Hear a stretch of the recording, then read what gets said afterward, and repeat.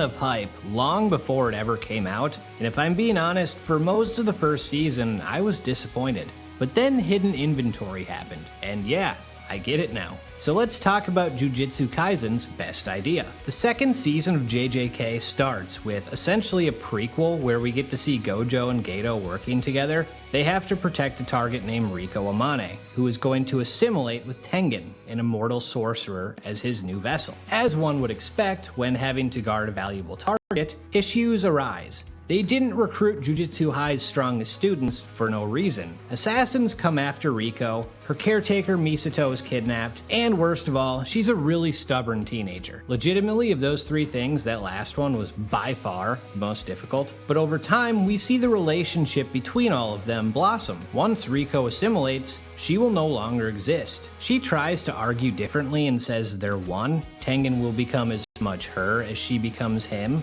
but those words feel hollow, like she's expected to say them, not like she actually believes them. It's her last day before she becomes one with Tengen. They're in Okinawa, and Gojo and Geto take her to the beach, and they stroll through beautiful flowers, they go rowing, they take her out to dinner. She sees an aquarium. She's having such a good time, and you get this somber feeling in yourself. Does she even want to assimilate? Well, when that time comes, she's taken to Jujutsu High. Toji, the man responsible for the prior assassins, arrives on the scene. He impales Gojo, so Geto and Riko run off to complete their duty. We get an epic back and forth between Gojo and Toji, one I'll elaborate further on in my next video. But long story short, the impossible happens and Gojo loses to a man without cursed energy. Geto and Riko enter Tengen's chamber and we get a really touching goodbye between Riko and Misato. As she's about to fulfill her duty, Geto offers her a choice. She can assimilate or she can back out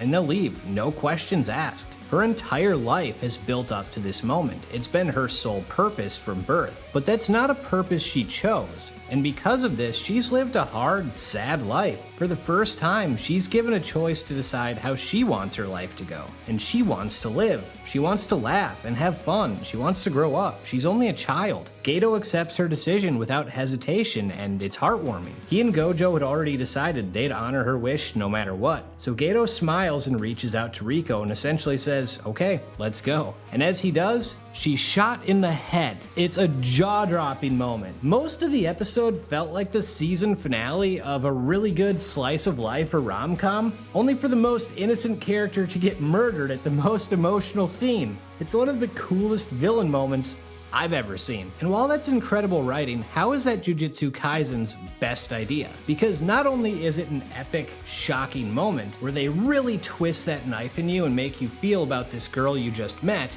but it has so much impact on all the characters involved, which not only adds depth to prior actions, but future actions in the next arc. All of this happened without the main cast involved, and 3 of the 4 main players of this arc are dead going into the next one. I don't know about you, but I think that's awesome, especially as an opener to a season. The sole remaining member, Gojo, has loads of depth added to his character. We already know there is symbolism galore in the scene where he walks over the ants in season 1, but why weren't they crushed? Well, Toji mentioned footprints as one of the ways he was able to track them down. When Gojo's limitless technique is awakened after the fight with Toji, Gojo uses it to never make the same mistake again. He doesn't leave footprints anymore, and in turn, that's why the ants aren't crushed. It's a small detail, but things like this add up. With his awakening, he understands how to utilize his technique in different ways, leading to the creation of Hollow Purple. And in diving into this, it keeps him away from Geto,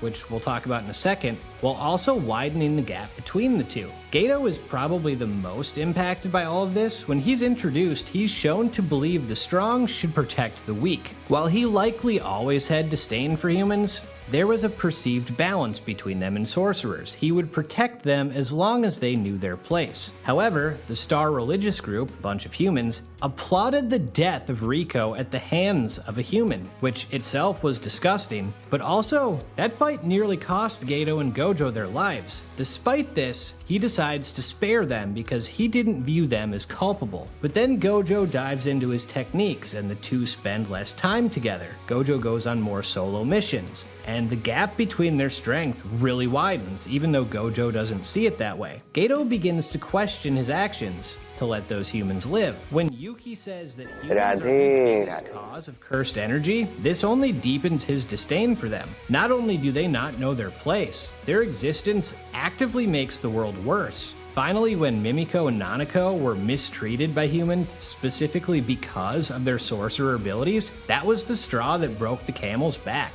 He slaughtered every human in the village in response and decided he wanted to eliminate all humans. And it all stems back to the incident with Riko. Lastly, for Toji, it gives him a legacy. He's the man who defeated Gojo, but then made Gojo who he is today. He was the catalyst for Geto's turn. When Toji returns to Shibuya, it's not only a holy shit moment, but we see him reunite with his son and get one real moment with Megumi. So yeah, that's why this is Jujutsu Kaisen's best idea. With that, I'm out.